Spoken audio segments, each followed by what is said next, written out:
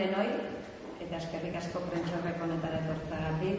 Gaur 650 Usurbil bizi proiektutik eratortzen den beste egitasmo berri bat aurkeztera gatzelako.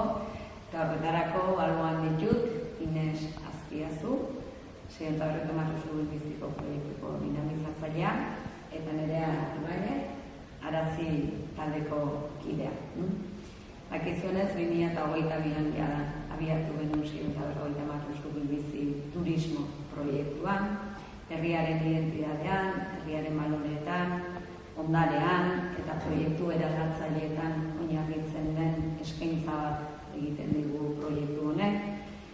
Eta proiektu honen bidez, aldendu nahi izan dugu ohiko turismo moldetatik, ohiko turismo eskaintzetatik, eta Usurbil ezaugarritzen duen oro bisitariei ezagutarazteko, bisitariei horren berri emateko tresna bilakatu degula, esango nuke dagoeneko 650 Usurbil bizi. Proiektu hau 2021an justu bete ziren 650 urte Usurbil herri bihurtu zenetik, eta justu efemeride historiko hori baliatu nahi izan genuen, gure buruari galdetzeko zer den Usurbil, arakatu gure iraganean, zer izan garen, ondorioz egun zer garen, zer izan nahi dugun ere, eta hortik eratortzen da nolabaite proiektuaren izena, ez? Ikusten dugulako, badaudela Usurbil asko, Usurbil ezaugarritzen duten aukera eta eduki asko ditugulako, eta nolabaite pipotarrak izan da, 650, Usurbil ezberdin daudela, esan nahi du proiektuari eman genionen izen honek, bai? Dakizuen bezala ere, honetara iristen gara prozesu parte hartzaile oso sakon bat egitetik, bai? Nolabait herriko eragile eurek esan zigutelako zer den Usurbil, zer den erakutsi dezakeguna, eta lanketa horrek definitu zituen Usurbil guzti horiek, ez? Esaterako, Usurbil museo irikia, zaintzaren Usurbil, sagarroaren Usurbil, herrioaren Usurbil, memoria historikoaren Usurbil, ondarearen Usurbil, eta bar. Eta urte hauetan egin duguna izan da, Usurbil horiek pixkanaka garatu, eta Usurbil horiek ezagutzera emateko eskaintza zehatzak egin eta proposatu. Eta zentzu horretan, gaur egun jada ez, ditugu, bisitan gidatu batzuk martxan, Usurbil guzti horiek ezagutzeko aukera ematen digutena. Eta beti esaten dugu guzti honen oinarrian badagoela transmisioa. Ez dugu soilik bisitariei erakutsi nahi zer den Usurbil, guretzako ere importantea delako gure herritarrei ere erakustea zer den Usurbil, eta horregatik, proiektu honen oinarrian badago transmisioaren garrantzia, ez? Eta orain arte, nagusiki gure begirada ohiko bisitarietan egonda, helduetan, baina ikuste genuen, hau zen ere proiektuaren hasieratik identifikatzen genuen gauza bat, eta 650 Usurbil bizi eta zehatzago esan da Usurbil museo irikiak badituela oso eduki asko gaztetxoei ere erakusteko, ez?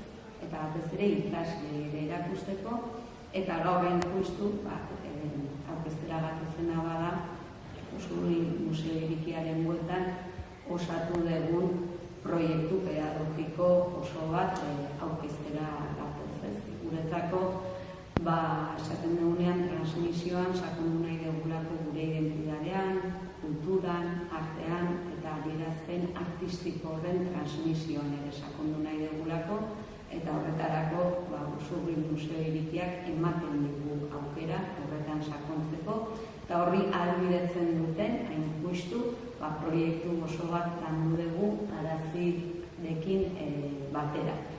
Usurbil museo irikian jasotzen ditugun edukiak badidelako Usurbilek euskal sorkuntzarekin izan duen eta gaur egun duen harremana eta konpromisoa erakusten dugulako bisitak gidatu horren bidez. Beti esaten dugu gure kaleetan euskal kultura arnasten dela, Usurbilera datorren edonork nahikoa duela gure kaleetan sartu edonora begiratu eta horma irudi batekin topo egiteko, eskultura batekin topo egiteko, eta esan dakoa ez, bai garai bateko euskal artisten, baina gaur egungo artisten obrak ere badaude. Eta beraz, ikuste denu, ze eduki potenteak daude horretan sakondu nahi duten ikastetxe eta eskoletan ez. Gure ikastetxeetako programazioan, kurrikulunean badago euskal kultura, badago euskal artea, eta horretan sakontzeko Usurbil plaza egoki bat izan zitekeela konbentzitutaren den. Arazi etorri zenean baieztatu zigun baietz, hemen beraien esperientziatik, urteetako esperientzia eta ezagutzatik ez, hezkuntzaren arloan eta hezkuntza komunitatearekin, esaten zigun baietz hemen badaudela edukiak, falta dena da guzti hori forma eman eta egokitu perfil horretara ez. Eta hori erantzuten dio, justuki bai artista egitasmo honek. Ikasleekin, ikastetxek eurek eskatuta batik bat, DBH edo derrigorrezko bigarren hezkuntzako ikasleekin. Eta biko bisitak izan dira, eta modu positiboan baloratzen baitugu ere, iruditu zitzaigun ikasleentzako propio egokitu genezakela eskuartean genukan material hori. Eta zeregin horretan adituak eta luze adituak dira agazin, eta horregatik joan behar beraien gana. Arazi kudeaketa, heziketa eta komunikazio arloko diziplina anitzeko lantaldea da, eta esan bezala eskarmentua handia dute, 30 daramatzate lanean. Eta, badukeak jaso, eta helburu publikoaren arabera antolatzen dituzte, modu erraz eta eginkorrean jaso ditzaten. Azkenetik hilabeteotan, arazirekin, nirearekin aritu gara elkarlanean, edukiak lantzen, eta berak esalduko dizkigu xahetasunak. Hala ere, nireari hitza eman baino lehenago, gaineratu nahiko nuke, dagoeneko proposamen hontan agertzen dena, frogatu dugula bai Udarregi ikastelako ikaslekin, eta baita ere Aginaga eta Zubietako eskola txikietako ikaslekin. Eta nik erantziko nahiko nuke eskerrak ere luzatzea herriko ikastetxeei, azkenean beraiekin hau experimentatzeko aukera izan dugulako, hasierako plantamendutik, egokitzapen batzuk egin ditugulako, eta hau etzen posible izango beraien parte hartzea, proiektu honekiko erakutsi duten konpromisorik gabe, eta baliatu nahiko nukela prentsa horreko hau, Udarregi ikastolari eta Zubieta zein Aginako eskola txikiei eskerrak emateko, beraien parte hartzerik gabe, nekez egongo ginatelako gaur proiektua aurkezten. Eskerrik asko, eta guztioi. Pixka bat guretik helburua izan da Usurbil bera ikastela ireki bat dela ulertzea. Eta herriko kale, mural, plaza eta eskulturetan jasota dago oso eduki aberatsa. Ez bakarrik artegarekidea, baizik eta herriaren memoria, identitatea, espazio publikoen zaintza edo komunitatearekiko lotura.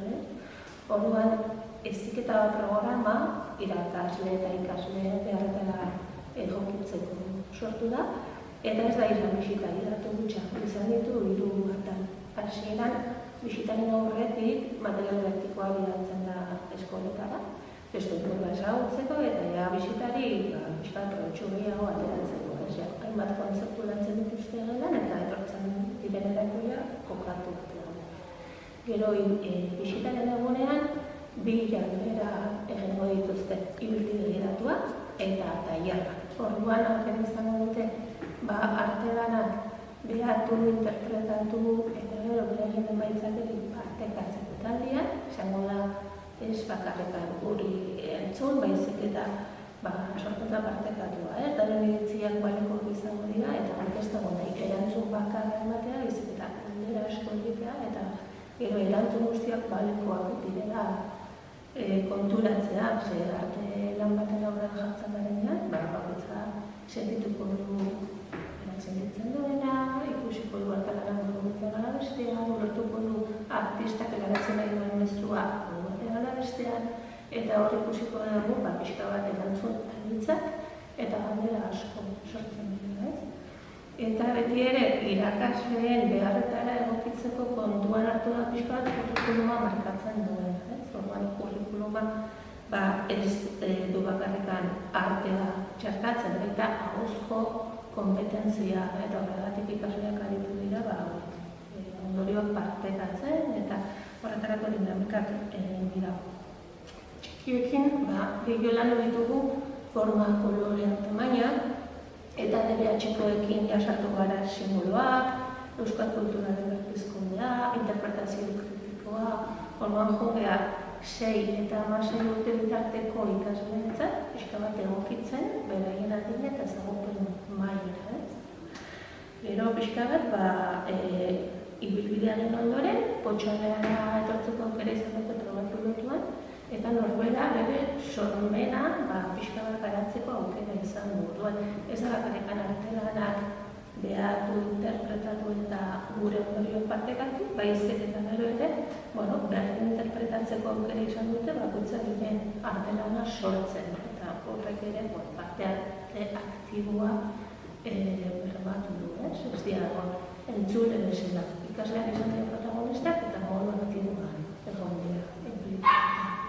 Orduan probatu pilotuetan ikasi dugu zer funtzionatzen duen ondo eta zer egokitu behar da, igual asko eskertu dituzte ekintza dinamika parte hartzaileak eta kaso batzuetan iraupena ajustatu behar izan dugu. Baina horretarako egiten dira proba pilotu bat, pixka bat ajustatu beharrekoak pixka bat borobildu, findu eta txostanarekin batera jasotzen da emaitzaia egokitzen hori barneratzen ditu eskola gure aldetik. Hori ikasleentzat material sortu da, irakasleentzat ere bai, eta ez hitzaile baliabide osagarriak sortu dira, pixkat erabiltzeko, eta saiatu gara pixkat eragile guztien balorazioa kontuan hartzen, emaitza borobiltzen. Bai, nik igual eranztean erea entzun da, huele guretzako erronka hundi bada. Eskenean hitz egiten nahi gehalako publiko berri batentzat, hitz egiten nahi gehalako beste erregistro batzuetan, eta oso erronka apasionante izango dela hau ere, eta gure asmoa da orain proiektu honen inguruko komunikazio kanpaina bat egitea, proiektu honen zabalkunde bat egitea, eta proiektu honen berri ematea Euskal Herriko ikastetxe guztietan. Ni seguru nago erantzun positibo bat izango duela, eta nire aldetik ere dei hori egitea, Usurbil ikasgela, ez gustatu zait terminoa, Usurbil ikasgela bihurtuko deu, eta Euskal Herriko ikastetxeek izango dutela horretarako aukera bikain bat, Euskal Artea ezagutu, Euskal Artea bizitu, sormena landu, esperimentatu, hori gana Usurbilen egiteko, ez? Eta erronka oso politia, berriro ere proiektu honetatik eratortzen dena.